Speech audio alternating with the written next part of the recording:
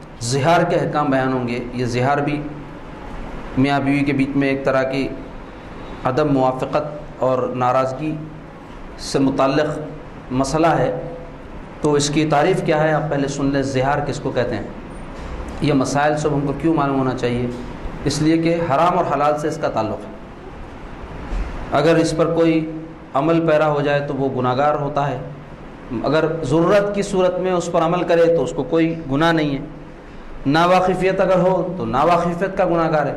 تو اس لیے واقفیت ہو جائے اور احکام شریعت کے جو ہیں اس سے ہم واقف ہو کر اس کے مطابق اپنی زندگی بسر کریں تاکہ ہمارے خدا اور ہمارے رسول ہم سے راضی ہوں۔ اس مقصد سے یہ احکام میں آپ کے سامنے بیان کر رہا ہوں۔ تو زہار کسے کہتے ہیں؟ زہار سے مراد شرع میں اپنی منکوحہ کو کسی ایسی عورت سے تشبیہ دینا ہے جو ہمیشہ کے لیے اس پر حرام ہو، مثلا ماں، بہن، بیٹی وغیرہ۔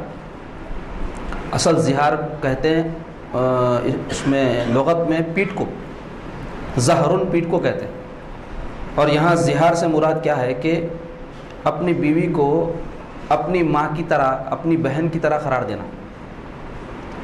ایسا کہنا تو گناہ ہے، حرام ہے، کیونکہ بیوی سے جو تعلق ایک شوہر کا ہوتا ہے وہ اپنی ماں اور بہن سے نہیں ہوتا۔ ان کا اعتبار الگ ہے، ان کا اعتبار الگ ہے۔ اگر اپنی بیوی کو کوئی ان اعتبار سے جوڑ دے تو یہ بات بری ہے اور گناہ ہے اور حرام ہے۔ مگر عرب میں زمانہ جاہلیت میں اس طرح کی باتیں وہ لوگ کیا کرتے تھے، اور اس کے اسلام کے آنے کے بعد بھی ایسی باتیں ہونے لگی، تو اس لیے اس کے احکام کیا ہے اور شریعت نے اس کو جو مسئلے کو حل کیا ہے اس کی تفصیل آپ کے سامنے بیان ہوگی۔ تو زہار کسے کہتے ہیں؟ اپنی بیوی کو کسی ایسی عورت سے تشبیہ دینا جو ہمیشہ کے لیے اس پر حرام ہو، ماں، بیٹی، بہن۔ اگر شوہر اپنی بیوی سے کہے تو مجھ پر میری ماں یا بہن یا بیٹی وغیرہ کی پشت کے مثل ہے، تو اس سے زہار ثابت ہوگا۔ یعنی جیسے میری ماں ہے کہ میں کبھی اس کے ساتھ جنسی تعلق قائم نہیں کر سکتا، حرام ہے۔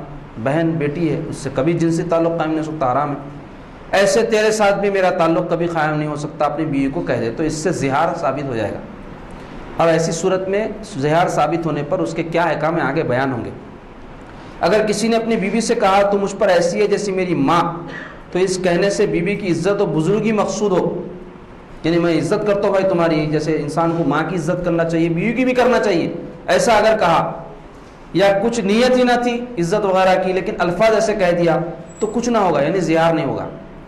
اور اگر زہار کی نیت ہو، یعنی اس کو اصل میں اپنی ماں کی طرح قرار دینے کی نیت ہو کہ تعلق نہیں رکھوں گا اب تجھ سے جنسی، جیسے ماں سے کوئی نہیں رکھتا تجھ سے بھی نہیں رکھوں گا، یہ نیت ہو اس کے اندر، تو زہار ثابت ہوگا۔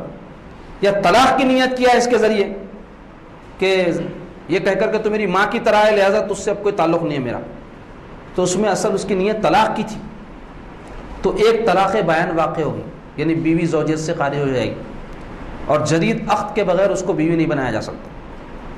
تو اب حرام حلال کا مسئلہ آ گیا ہے، اس واسطے زہار کا مسئلہ معلوم ہونا ضروری ہے۔ زہار کا حکم یہ ہے کہ اگرچہ عورت اس کے نکاح میں رہے گی لیکن جب تک اس کا کفارہ ادا نہ ہو اس سے جمع یا لوازم میں جمع کرنا حرام ہے، یعنی صحبت کرنا یا بیوی کے ساتھ آدمی بغیر صحبت کے جو بھی معاملات کرتا ہے میاں بیوی کے بیچ کے اس قسم کے معاملات وہ نہیں کر سکتا۔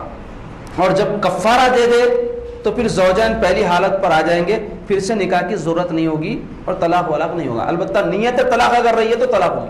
طلاق کی نیت نہیں تھی، زہار کی تھی کہ بیوی کو ماں کی طرح کہنا ساری مقصد تھا کہ تم سے میں تعلق نہیں رکھوں گا، میاں بیوی کے بیچ میں جیسا ہوتا ہے ماں سے جیسے نہیں رکھتا آدمی، تو اس سے زہار ثابت ہوگا، اور زہار میں کفارہ ہے۔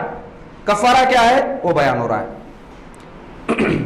زہار کا کفارہ اسی طرح ہے جس طرح روزہ توڑ ڈالنے کا ہوتا ہے، یعنی اگر کوئی جان بوجھ کر روزہ توڑ دے، غلطی سے توڑے تو روزہ ٹوٹتا ہی نہیں، کسی مجبوری سے توڑے تو اس کا کفارہ قضا ہے، لیکن جان بوجھ کے توڑے تو اس کا کفارہ کیا ہے؟ وہی کفارہ زہار کا بھی ہوگا۔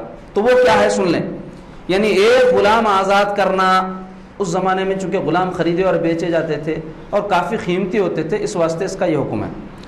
اگر اس کی استطاعت نہ ہو، یعنی غلام خرید کے آزاد کرنے کے اتنے پیسے نہیں ہیں، تو پے در پہ 2 مہینے روزے رکھے، 60 روزے متواتر کنٹینیوس بغیر گیپ کے، گیپ آیا کہ پھر ایک سے شروع ریکاؤنٹنگ شروع ہو جاتی، گیپ آیا۔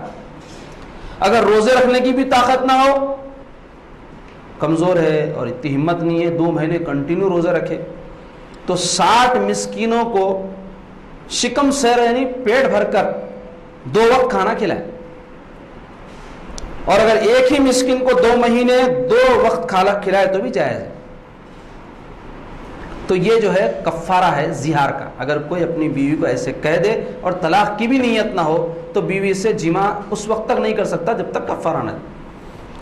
اگر کوئی شخص زہار کے بعد کفارہ ادا کرنے سے قبل عورت سے جماع کر لے, ایسا کہا بھی جس سے زہار ثابت ہو گیا, اس کے بعد کفارہ بھی نہیں دیا اور بیوی کے ساتھ تعلق قائم کر لیا, یا ایسے امور جو قائم مقام جماع ہوتے ہیں یعنی بیوی کو مس کرنا یا بوسہ لینا, ایسے امور جو ہوتے ہیں, تو اس صورت میں توبہ و استغفار کرنا چاہیے. پھر کفارہ اس پر واجب نہیں ہوتا, لیکن اس کو گناہ ہوگا کہ اس نے کفارہ بغیر ادا کیے, حکم کی خلاف ورزی کی. تو کیا کریں گے؟ توبہ کرو بولیں گے, اس سے زیادہ کیا اس کو خارج اسلام کر دیں گے یا گردن مار دیں گے اس کی. شریعت میں ہر چیز کے لیے ایک سزا مقرر ہے, اس سے زیادہ سزا نہیں ہے. تو اب انہیں نہیں کرنا چاہیے تھا, کر دیے. تو احناف کے پاس یہ حکم ہے کہ انہیں توبہ اور استغفار کرنا, اللہ تعالیٰ سے معافی چاہنا کہ اے اللہ تیرے حکم کو نہیں مان کے میں ایسی حرکت کر دیا. تو یہ تھے زہار کے احکام.